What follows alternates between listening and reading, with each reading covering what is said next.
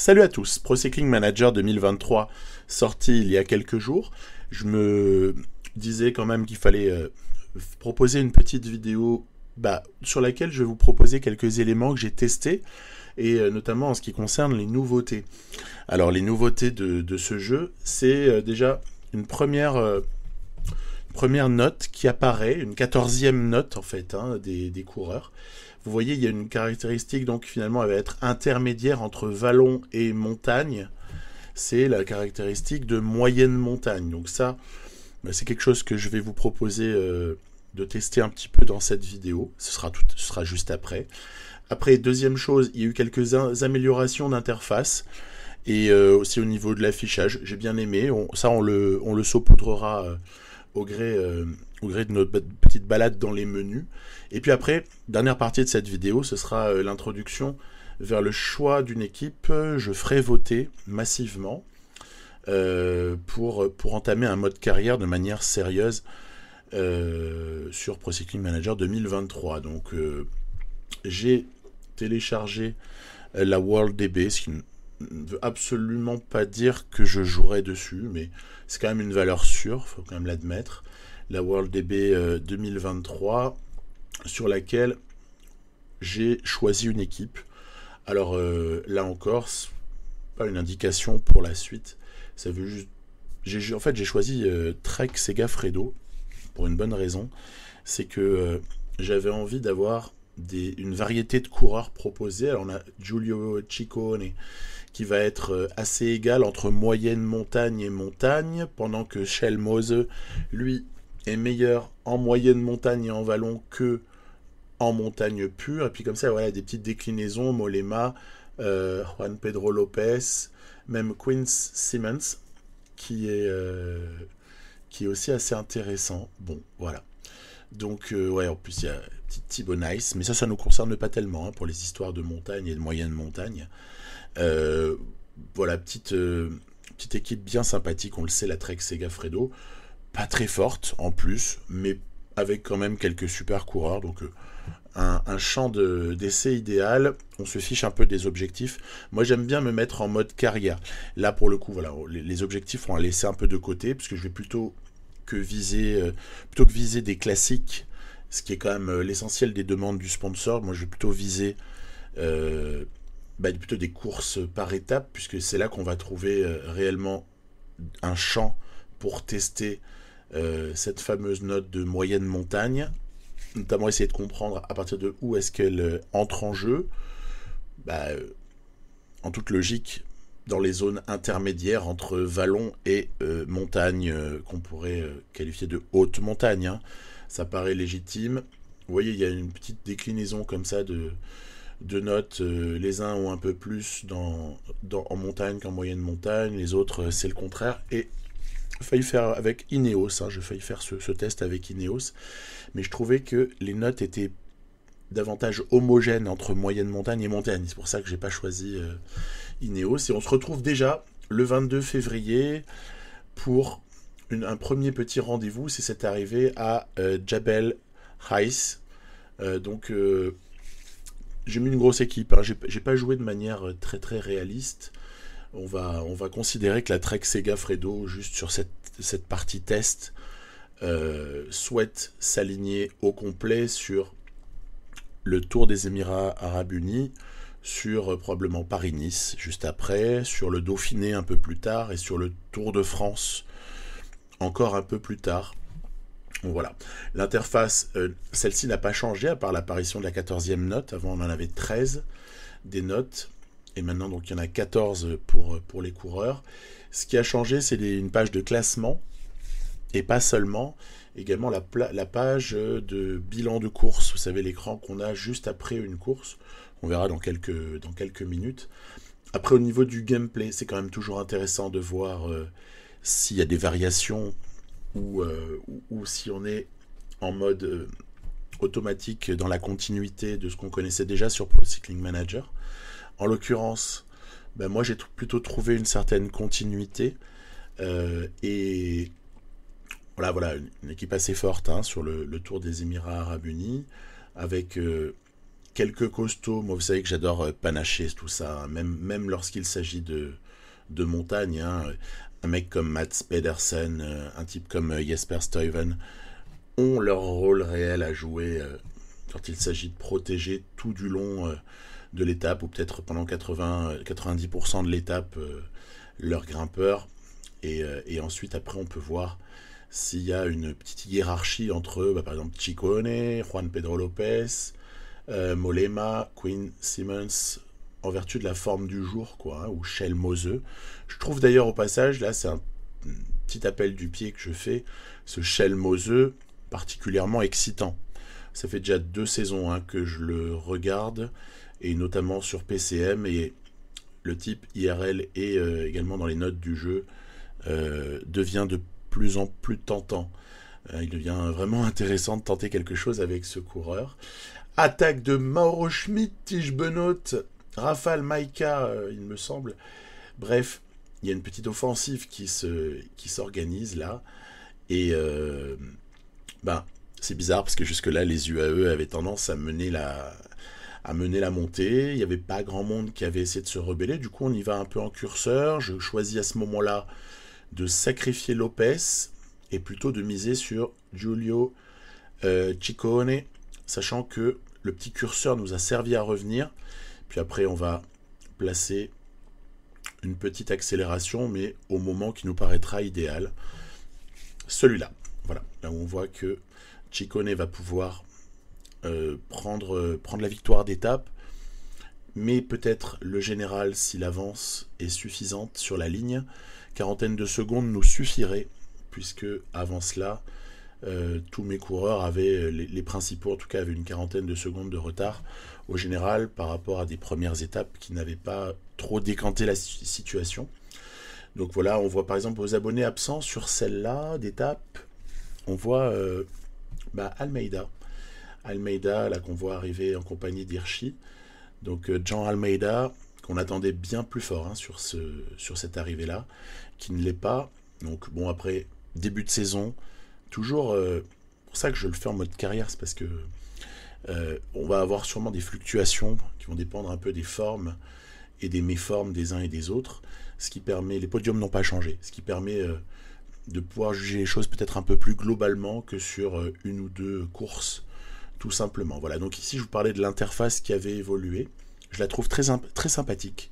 On peut sélectionner uniquement ses propres coureurs, on a un rappel assez détaillé de l'étape juste à côté, on peut aller sélectionner pour voir ce qu'a donné une équipe globalement. On a comme ça des petites choses. Allez, moi je la trouve vraiment mieux cette page, ça fait plaisir. Donc merci pour l'amélioration au passage. Et ça vient d'ailleurs compléter une forme de satisfaction que j'ai. Alors peut-être que certains penseront que je le dis pour le dire. Alors si vous me connaissez, vous savez que ça n'est pas le cas. Après, est-ce que c'est parce que je n'ai pas joué pendant très longtemps? C'est peut-être pour ça, hein. Redécouverte égale peut-être retour du plaisir. Mais je trouve quand même le jeu plus agréable, plus sympathique qu'auparavant.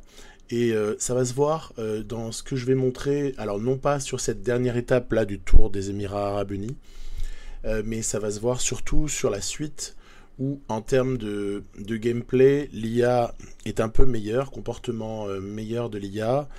Et bon, il y a des petits craquages, mais il y a quand même des petites originalités qui font plaisir. Attaque de Tige Benoît, énorme. Il a vraiment du feu dans les jambes, le Tige, sur cette course. Et donc on va nous essayer de coller. Après voilà, il y a une quarantaine de secondes à protéger sur Benoît. Ça doit être faisable, hein. Il faut aller comme ça le chercher, réduire l'écart, tout en sachant que il ne va pas non plus, vous savez, encore même sprinter et accentuer son avance. On voit il y a une mini cinématique pas de défaillance, mais pas loin avant qu'il lance sa cinématique de sprint. Allez, on a moyen de revenir. Les secondes ne seront, j'espère, pas trop nombreuses. On va combler ça. Allez, sprint de Ciccone sur la toute fin, histoire peut-être d'aller gratter la bonif.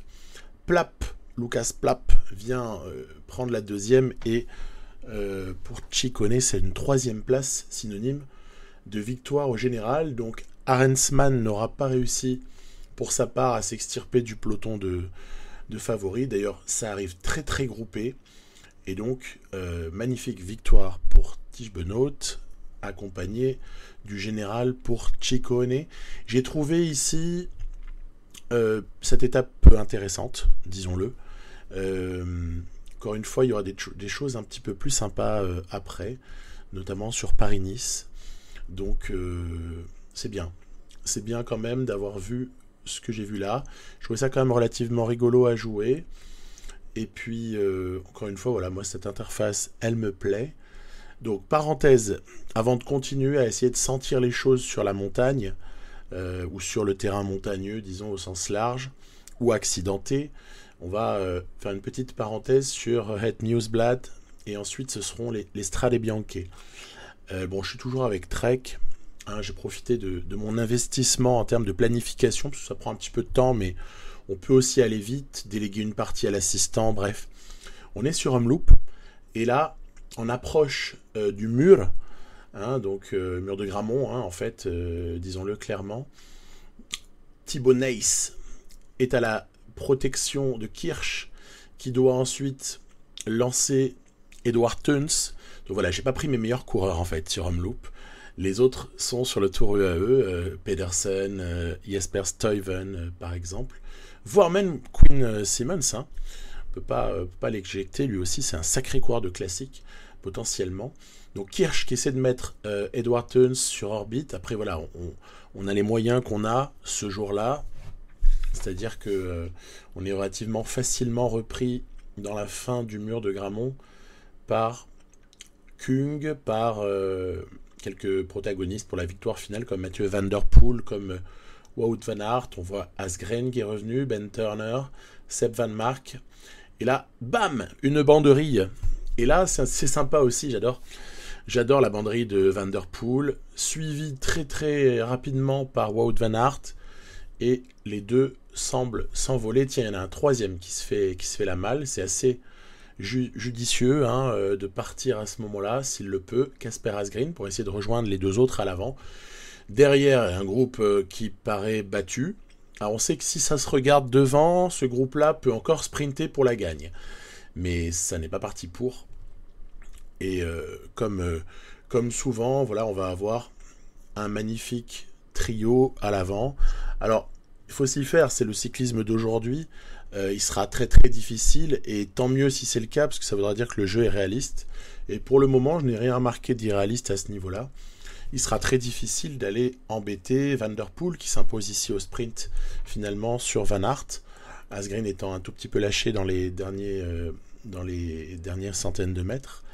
Il sera très difficile d'aller contester l'ultra-domination dans le cyclisme actuel de Van Der Poel, de Van Aert, ou à un degré moins de Pidcock, ou alors bien comme on pourrait mettre sur un pied d'égalité avec les deux meilleurs. Pogacar sur certains contextes, en tout cas, pas Paris-Roubaix encore, mais pour tout le reste quasiment. Donc voilà, il y a cette ultra-domination de 3 ou 4 extraterrestres. Après, il y a 4 ou 5 types qui peuvent les taper ponctuellement. Puis après, il faut s'accrocher, hein. Il faut espérer vraiment un concours de circonstances fabuleux. Remco nous gratifie de sa présence, ainsi que Vingegaard au niveau des Strade Bianche. Vingegaard, on le reverra sur Paris-Nice. Juste après, il a fait ce qui est très très rarement fait, pas jamais, mais rarement fait, qui est l'enchaînement Strade Bianche Paris-Nice. Je dis pas jamais parce que cette année, il y a un coureur qui l'a fait. Donc c'est quand même pas non plus infaisable. N'empêche que ça n'était pas un leader, c'était plutôt un équipier. Son nom m'échappe actuellement, mais je sais que ça a été le cas, on en avait parlé sur Eurosport à l'époque. Vingegaard donc un petit peu dans la nasse, hein, il n'est pas en train de jouer les premiers rôles sur ces Strade Bianche, qui risque à un moment donné d'exploser. Vous voyez ici, c'est Dylan Van Baarle, hein, c'est plutôt lui, hein, le leader chez Jumbo-Visma sur cette course. Dylan Van Baarle qui part de très très loin, à 45 bandes de l'arrivée. Après, c'est pas forcément un mauvais plan, on l'a vu hein, sur les Strade Bianche. C'est arrivé finalement quelques fois dernièrement que le vainqueur sorte d'assez loin. Dernières années, hein, j'entends. Après, bon, c'était des surhommes qui ont fait ça. quid de cette fois-ci? On a Alaphilippe qui essaye d'animer avec Jack Haig, notamment un groupe de contre-attaque. Alaphilippe, Haig et Dylan Teuns. Par contre, il y a Ineos qui roule dessus. Donc il y a peut-être moyen, si ça ne s'entend pas devant, de revenir. Par contre, Van Barle, lui, il a carrément repris les échappées. À ce moment-là, 2 minutes d'avance. Ça paraît ficelé. On se dit, Van Barle va gagner haut la main. Il va déposer tout le monde. Et moi, par contre, j'essaye de me battre pour un top 10, un top 5, que sais-je. Et je me dis qu'il y a quand même moyen, peut-être, d'emmener Tom Skujns de jolie manière. Peut-être que Tess Fatsion sera le dernier relais, en fonction des formes du jour, en fonction un petit peu aussi des qualités intrinsèques des coureurs. C'est parti. Tony Galopin a aussi bien mis sa contribution. Allez, Tess Fatsion pour essayer de faire du bien à Skujns et le mettre vraiment en belle position pour s'échapper. On voit qu'Alaphilippe est encore là. Je pense que Remco n'est juste pas... Pardon, c'est Remco qui est là. Il y a Alaphilippe qui est pas loin. Ils ont encore même un équipier. Donc ils sont très très solides, les Quick Step, Soudal Quick Step. Maintenant, il faut s'habituer. Et voilà, regardez, Van Barle. Moi, je pensais que c'était joué. Van Barle, en fait, a craqué. L'effort solitaire pour reprendre les échappées, pour partir de 45 bandes de l'arrivée n'était peut-être pas le bon choix, puisqu'on voit que il y avait quelque chose qui manquait à tous ces hommes-là pour rallier l'arrivée. Départ de Skujns, vous avez vu, je la joue au panache. J'ai envie de voir si on pourrait pas s'en aller. C'était dans le Pinsuto. Ensuite, voilà, secteur du Tolf. Et il y a peut-être quelque chose à faire. Regardez, il a été accompagné par 2 hommes, Skujns. C'est Alaphilippe et Stefan Kung. Alors là, par contre, il faut arriver à résister. C'est pas évident. Je pense que il y a eu 2 ou 3 secondes pendant lesquelles j'aurais dû m'économiser et où je ne l'ai pas fait. Et ça pourrait peut-être se payer parce que Skujns, en valeur absolue, est inférieur à Alaphilippe. Cela va sans dire. Mais aussi à Stefan Kung. Donc voilà, Alaphilippe, avec sa giclette que nous connaissons, s'en va. Stefan Kung va faire tout ce qu'il peut pour le rattraper. Et pour ce qui est de Tom Skujns, ça va être compliqué. Mais si on pouvait s'accrocher à cette 3e place, déjà, je serais très très heureux. Et voilà, je le prendrais déjà comme une forme de victoire. Skujns, donc, lâché. Objectif 3e place. On a la descente là qui précède la remontée sur environ 1 km de la Via Santa Caterina. Et Alaphilippe entame cette montée en tête. Est-ce que la position déjà à l'avant-dernier virage, ou l'avant-avant-dernier, là ça c'est l'avant-dernier, et ça c'est le dernier, était déterminante? Oui, elle était déterminante. Victoire de Julien Alaphilippe, et par contre, ça me brise un peu le cœur, mais Tom Skujns se fait reprendre sur la fin. Il n'y avait plus assez d'essence dans le moteur, j'avais envie de voir, j'avais envie d'afficher la course à l'avant, pour voir la lutte entre les 2 hommes. Du coup, j'ai peut-être moins géré Skujns, peu importe en fait. C'est pas très grave, c'est anecdotique. Voilà, donc les petites routes ensablées des Strade Bianche auront livré leur verdict. Alaphilippe, Kung, Ben Turner, McNulty, Dylan Teuns. Et donc, plaisir de voir le Français regagner. Et j'ai remarqué autre chose. Alors là, je profite d'un léger temps mort avant Paris-Nice dans cette vidéo pour le signaler. C'est qu'il me semble que le sponsor est un tout petit peu plus difficile à satisfaire en cas d'échec répété. J'en veux pour preuve mes échecs sur Omloop et sur les Strade Bianche. Bon, je l'assume bien parce que je n'ai pas vraiment cherché à satisfaire le sponsor sur ce coup-là. Et il y a également Tirreno qu'il voulait avec, je ne sais plus, un top 5 ou un truc comme ça. Et je sais très bien que ça n'aura pas lieu non plus. Je vois la barre de satisfaction dégringoler et je suis assez content parce que ça veut dire que peut-être ce sera plus difficile de satisfaire le sponsor que par le passé et donc d'obtenir le budget max, etc., etc. Vous m'avez compris, en mode carrière. Voilà. Donc petite parenthèse refermée, nous sommes sur Paris-Nice, sur lequel une jolie équipe a été alignée. C'est à peu près l'équipe que j'envisagerais de mettre sur le Tour de France. Voilà, juste ça. Regardez, c'est intéressant parce que il semble interdit de s'endormir. J'aime bien cet aspect-là. Je me suis pris une cassure monumentale alors que j'étais là en train de faire autre chose à côté là. Et ouais, il faut être vigilant. Voilà, donc le travail de Shelmose va suffire hein, pour reprendre tout ce petit monde-là. Mais il va falloir quand même s'employer. Il y a aussi d'autres équipes qui ont roulé, qui ont participé. On va remonter, bref, faut pas trop traîner non plus, parce que là je m'autorisais sur cette étape 1 à traîner pendant une grande partie de l'étape vers la 40-50e place du peloton. Ouais, bah attention, parce que ça peut aussi être dangereux. J'aime ça, qu'on soit forcé à une certaine vigilance. Ça avait été le cas hein, sur le passé, sur Pro Cycling Manager, sur certains types de courses ou certains types d'étapes. Et puis quand même le plus souvent, pas vraiment. Donc voilà, que le x8 aussi, qu'on utilise tous pour passer les débuts d'étape, soit sanctionné. Pourquoi pas? J'aime l'idée. Hein, donc pourquoi pas? C'est des pistes et tout ce qui rendra le jeu, qui nous forcera à une plus grande vigilance, sera bienvenu. Regardez ici, c'est un exemple de mauvais sprint, puisque qu'est-ce qui s'est passé? Donc là voilà, un beau fiasco. Là je pense que le manque de jeu là sur PCM se voit bien sur ce coup-là. Je ne pense pas que je me serais fait avoir à ce point-là quand j'étais un peu plus chaud. En l'occurrence ici 5e place pour Mats Pedersen. Exemple de désorganisation, en fait on a Stuyven qui est censé être le lanceur, qui était pendant longtemps lâché par Pedersen, plutôt l'inverse, et qui avait lâché Pedersen, et vous allez voir que ça va se reproduire sur l'étape d'après, où on va avoir de nouveau un scénario à notre désavantage, avec du sprint encore une fois assez mal calé. Donc vigilance, le sprint, c'est pas non plus si facile que ça. Faut quand même faire ce qu'il faut, quoi. Donc voilà, je le rappelle. Tant mieux qu'il y ait un peu de difficulté. Alors je l'ai pas dit, peut-être si vous ne me connaissez pas, je joue toujours en mode extrême, et ce depuis un certain nombre d'années. Et donc voilà, cela va sans dire. On joue toujours en mode extrême, bien sûr, ici sur cette chaîne.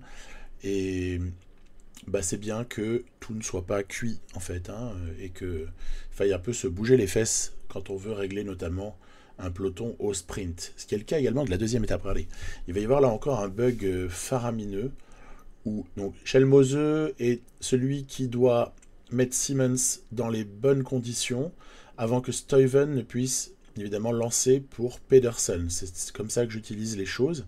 Peut-être qu'on sera amené à intervertir les deux derniers si jamais ça se passe mal. Regardez l'écart que se mange Pedersen au moment où Stuyven accélère. Donc moi je pense avoir trouvé quel est le problème. C'est un problème de réglage. Est-ce que je ne devrais pas plutôt faire travailler Pedersen pour Stuyven, ou est-ce qu'il y a juste eu blocage, ça peut arriver des fois. En tout cas, très mauvais sprint, c'est vraiment l'exemple de ce qu'il ne faut pas faire.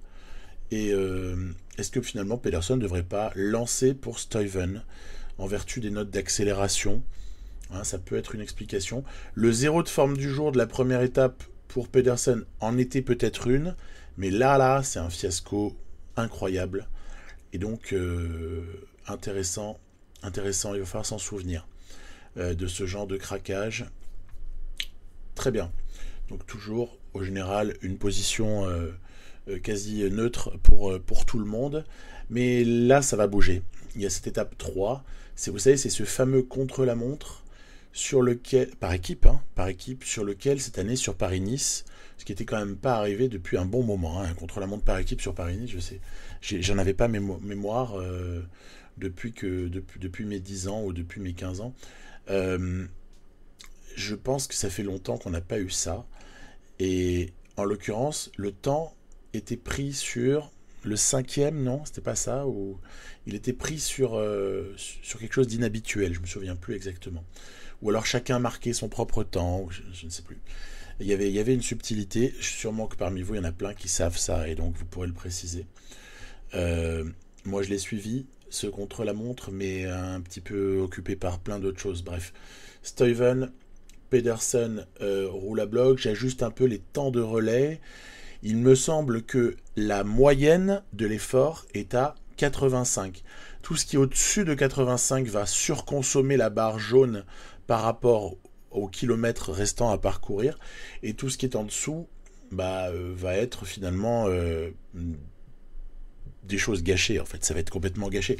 Donc soit on se met tous à 85 et on accélère à la fin, ou à mi-parcours, ou que sais-je, après chacun va avoir sa stratégie, soit on se décide que certains qui sont très forts, c'est un peu ce que j'ai essayé de faire ici, vont démarrer à 86, voire peut-être passer à 87 un peu plus loin.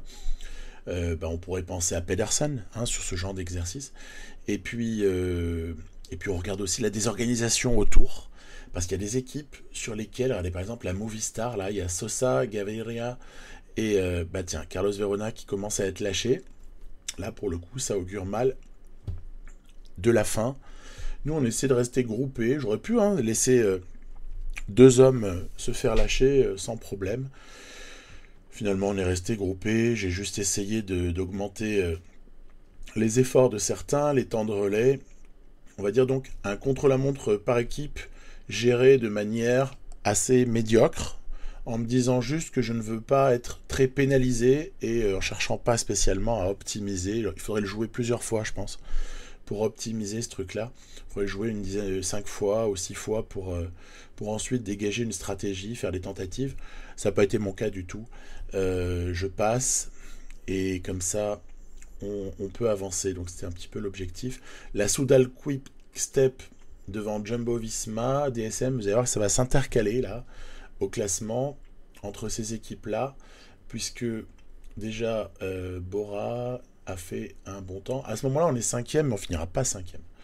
Il va y avoir au fur et à mesure déjà IF qui est bien intercalé, Ineos Grenadier et même le UAE, Team UAE qui vient comme ça prendre la victoire d'étape pour le Team UAE. Donc très bien, très bien pour eux. Après, quand on regarde un peu de près qui est le leader chez UAE sur ce Paris-Nice, c'est Solaire, ou Solé pour les intimes. Mais donc, blague à part, parce que ça me fait toujours marrer cette histoire sur Eurosport, il y en a un qui dit Solé, l'autre qui dit Solaire. C'est pas non plus un coureur qui nous donne la chair de poule, quoi. Surtout vu ce qui reste à courir. Et donc, à partir de là, cette avance de UAE et de d'autres en fait, est presque rassurante au moment où j'envoie Quinn Simmons en échappée sur l'étape 4. Il était temps d'envoyer quelqu'un sur une échappée qu'on espère longue. Et avec ce type de terrain en plus, Quinn Simmons est peut-être capable de faire quelque chose. Après, regardez, il y a toujours ce phénomène qu'il y a un filtrage de la part du peloton, et notamment de UAE qui essaye de contrôler avec Oliveira. Tant qu'il y a 3 coureurs ou moins dans l'échappée, pas de souci. Dès qu'il commencerait à y en avoir ne serait-ce que 4 sur cette étape-là, alors après, suivant les étapes, c'est fluctuant. On sait que sur les grands tours, quand il y a beaucoup d'étapes déjà jouées et qu'il y a des gros écarts au classement, ils en laissent partir beaucoup plus. Mais là, en l'occurrence, pour cette étape-là, c'était pas plus de 3. Et ça va rouler d'ailleurs assez régulièrement sur eux. Peut-être pas assez de retard au général pour Simmons, pour le jeune français Ferron également. Donc voilà, échappée très très vite compromise. Ça n'ira pas au bout. En même temps, c'est un peu logique. Et puis surtout, on va pouvoir un peu se tester là sur... Alors, le jeu l'a estampillé vallon. Moi, la toute fin, je l'aurais presque qualifié de moyenne montagne. Et si je dis ça, c'est parce que, on a envie de savoir, quoi. On a envie de savoir, moyenne montagne. Est-ce que c'est un gadget où finalement, grosso modo, on fait une moyenne entre vallon et montagne, et puis finalement on trouve l'influence à la fois, et puis le comportement aussi des coureurs dès lors qu'on va être en moyenne montagne, ou est-ce qu'il va y avoir vraiment un impact? Il y a très peu de coureurs. Il y a par exemple Vingegaard qui a une meilleure note en montagne qu'en moyenne montagne. Il y en a très peu, vous pourrez chercher dans les databases. Je dis pas qu'il n'y en a pas, mais j'en ai pas dénombré beaucoup pour le moment. Ça va venir en jouant, on va les repérer, mais rares donc sont ceux qui sont meilleurs en montagne qu'en moyenne montagne. C'est pas forcément illogique d'ailleurs. Mais voilà. Allez, on fait un gros effort. Là, on va s'intéresser à la course en cette fin d'étape. Très gros effort de Stuyven, hein, qui assure vraiment un travail monstrueux à la suite du travail de Pedersen. Simmons ayant lâché après de gros efforts. Allez, ça passe. Bientôt, le relais va être donné à Juan Pedro Lopez pour essayer d'un petit peu muscler encore les choses. Vous voyez, je me suis positionné de sorte que Mollema assure la suite et imprime encore un très gros rythme. Et après, ce sera à Schelmose de peut-être mettre sur orbite Giulio Ciccone. On va voir. On va voir comment ça se passe. Qui s'accroche. Alors, je tiens à signaler qu'à ce stade-là, Vingegaard a déjà lâché. Le maillot jaune que vous voyez qui s'accroche, c'est Marc Soler. Dans sa roue, c'est Wout van Aert. Et on a aussi l'Ineos Geraint Thomas, qui n'est pas très loin. Allez, gros effort ici. Schelmose pour mettre Ciccone dans les meilleures conditions possibles. On y va à fond. Et ça va être finalement une victoire laissée à Schelmose pour l'ensemble de son travail. C'est bien de nourrir tout le monde. Moi, j'aime bien nourrir tout le monde dans une équipe. Et voilà. Je me mets dans la roue, vous savez, ici, là. Tant pis, ça laisse une bonif à Van Aert. Mais du coup, on coupe la ligne plus tard. Je fais souvent ça là quand il s'agit de mettre un écart au général. Vlasov, Woods, tout le monde a pris cher. Hein. Tout le monde a pris cher sur cette étape. Alors, je vous proposerai pas dans cette vidéo là l'étape 7 qui normalement doit être le juge de paix au niveau de la montagne. On regardera ça dans une deuxième vidéo de test assez rapidement, je l'espère. Egan Bernal aussi complètement lâché. Mais ouais, ça a tourné un petit peu à la démonstration, hein, ces différents scénarios. À la fois la victoire sur l'étape 4 du Tour des Émirats Arabes Unis et puis cette étape 4 aussi de Paris-Nice où Schelmose va comme ça s'installer en tête du général. Quand on regarde un peu où sont les autres équipes, ben regardez, Vingegaard prend 3,42 sur cette étape-là. Donc il a été complètement lâché. Même Sepkus prend 3,16. Donc c'était vraiment du vallon plutôt, on a tendance à penser. Ou alors le gars est pas du tout en forme. Ça se peut, hein, ça se peut totalement. Hein. Sepkus c'est pareil. J'ai plus envie de croire en 74 pour craquer comme ça qu'en 76. Cela va de soi.